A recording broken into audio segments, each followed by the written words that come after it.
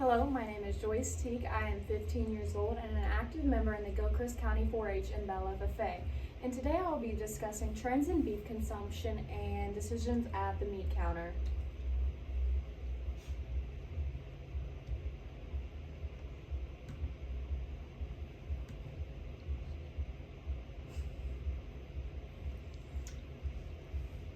The beef industry is the largest agricultural commodity industry in the United States, generating around $100 billion in revenue annually.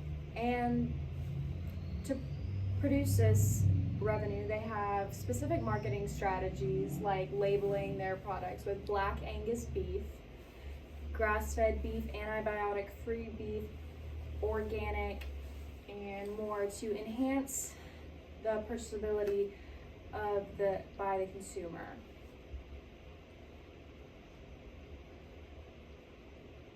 Over the last few years, though, there have been shifts in consumer choices, and that has a lot to do with inflation.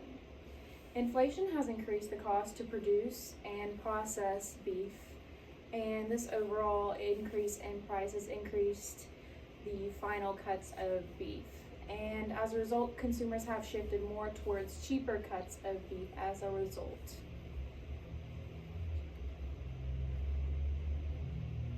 So where does quality come into play in this? Well, prime, choice, and select are your main cuts of beef. Consumers are going to prefer the highest quality beef, but prime is not always the affordable option for many or most of your average consumers. So, in order to combine good quality and also an affordable price, many of your consumers will be selecting choice meats to meet budget requirements, but also get the quality that they are looking for in their beef, rather than your lower quality beefs, which are going to be your select beefs, which tend to be leaner than your choice and prime beef cuts. So the overall quality of the beef definitely affects the price. Prime beefs typically have premiums put on the carcass like $8 and $3, and your choice beefs are going to have cheaper premiums put on those overall carcass price for your processors like $3, and select and standard carcasses have a reduction in price because of their lack of quality.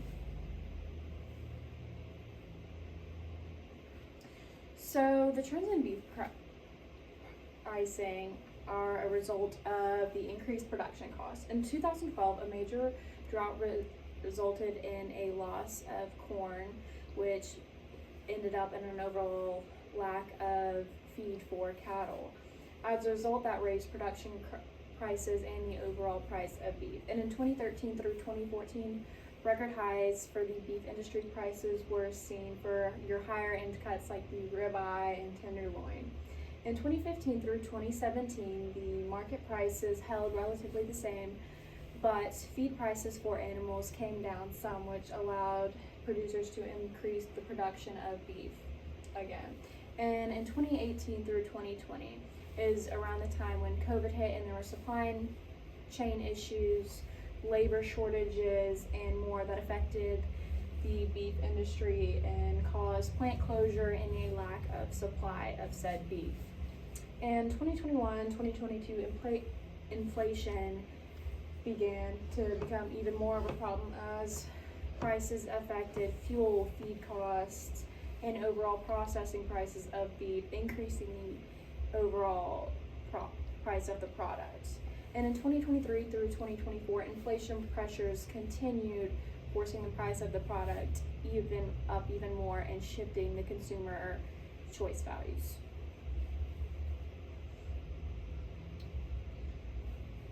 So this is just an example of the beef prices around my lifetime.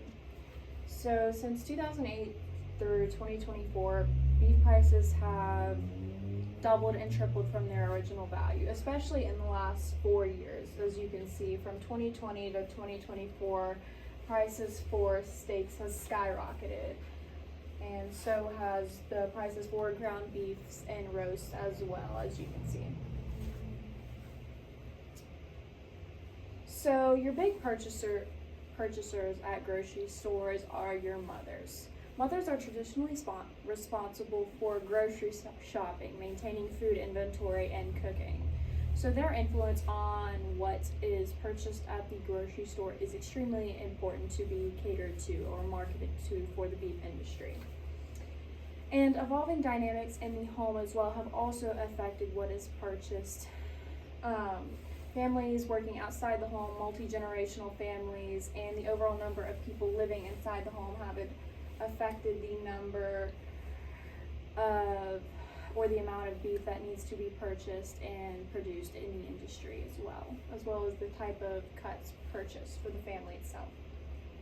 And this is where consumer and industry researches comes in through the beef checkoff. $1 for every head of cattle sold goes to the research for the beef industry and the overall marketing for the industry. The beef checkoff funds go towards researching environmental impacts of beef, consumer preferences, the feed and production efficiency of beef cattle production, as well as meat panels, which help in producing meat based on the consumer's preference in flavor, tenderness, and more. And the goal of this research is to learn what consumers are wanting and produce what is the most sustainable beef.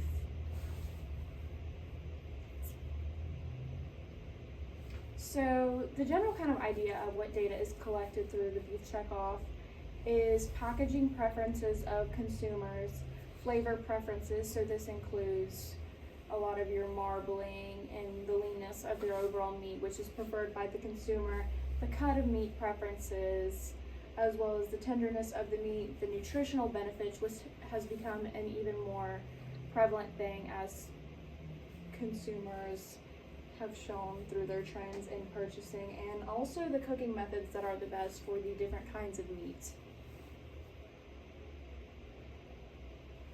So the United States is the largest exporter of beef in the world. Global exports have such a big effect on our economy and our relationships with other countries as well. And this aids in increasing your global beef production and sales of it.